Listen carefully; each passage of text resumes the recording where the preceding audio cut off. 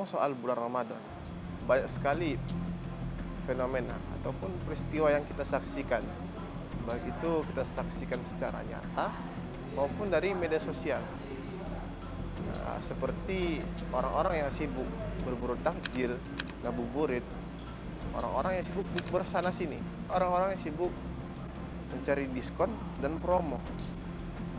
Gak salah sih, tapi apakah ini yang penting di dalam bulan Ramadan? Jangan-jangan kita terlalu sibuk sama euforia Ramadan, tapi kita sampai lupa dengan keutamaannya. Nah, pada video kali ini kita bakal membahas tentang keutamaan bulan Ramadan agar kita tidak hanya sekedar ikut-ikutan tren yang ada, akan tetapi kita juga mendapatkan keberkahan dan keutamaan di bulan Ramadan itu sendiri. Allah Subhanahu wa taala berfirman di dalam surat Al-Baqarah ayat 183 yang berbunyi, A'udzu billahi minasyaitonir rajim. Bismillahirrahmanirrahim. Ya ayyuhalladzina amanu kutiba alaikumus shiyam kama kutiba alal ladzina min qablikum la'allakum tattaqun. Wahai orang-orang yang beriman, diwajibkan atas kamu berpuasa sebagaimana diwajibkan atas umat-umat sebelumnya, la'allakum tattaqun, agar kamu menjadi orang-orang yang bertakwa.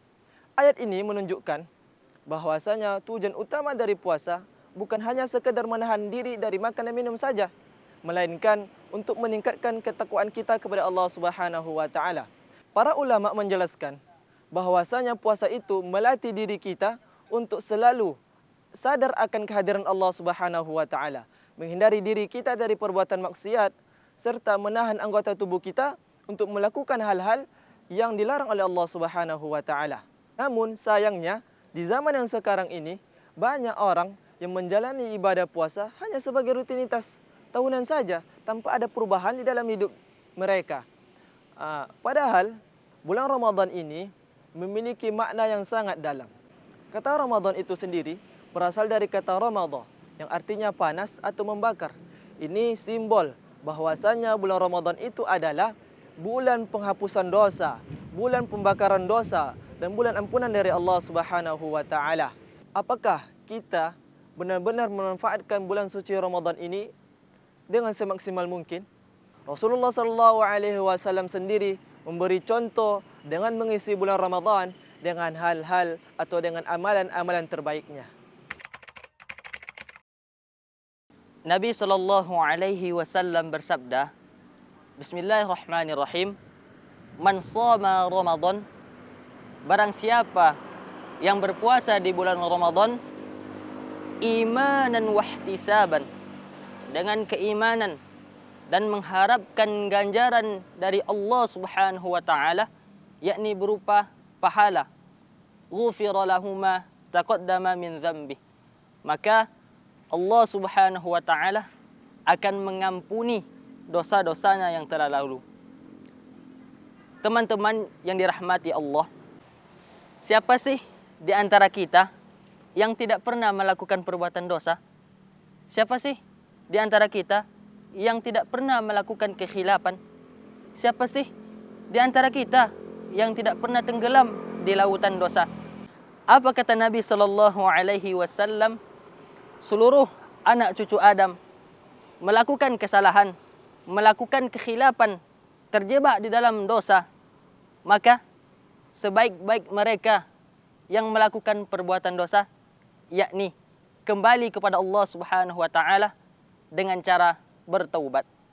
Mudah-mudahan dengan momentum Ramadan kali ini kita keluar dari bulan suci Ramadan layaknya seperti seorang bayi yang baru keluar dari rahim ibunya, yakni bersih, suci, dan tidak melakukan perbuatan dosa.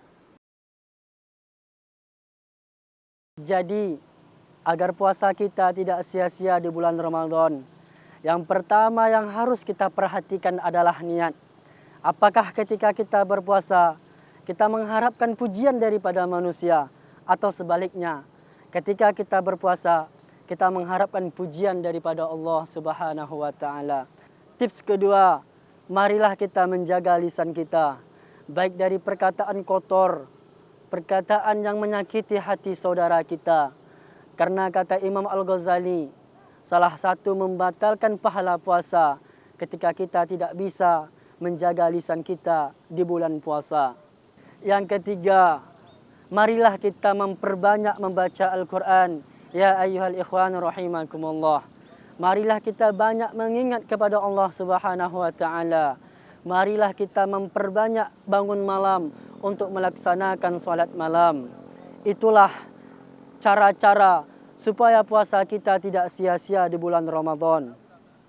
Dari video ini, kami mengajak teman-teman, terkhususnya mahasiswa dan mahasiswi, untuk tidak menyia-nyiakan bulan Ramadan kali ini. Jangan kita jadikan bulan Ramadan kali ini hanya sebagai formalitas saja. Akan tetapi, mari kita lebih manfaatkan bulan Ramadan ini untuk lebih mendekatkan diri kepada Allah Subhanahu wa taala.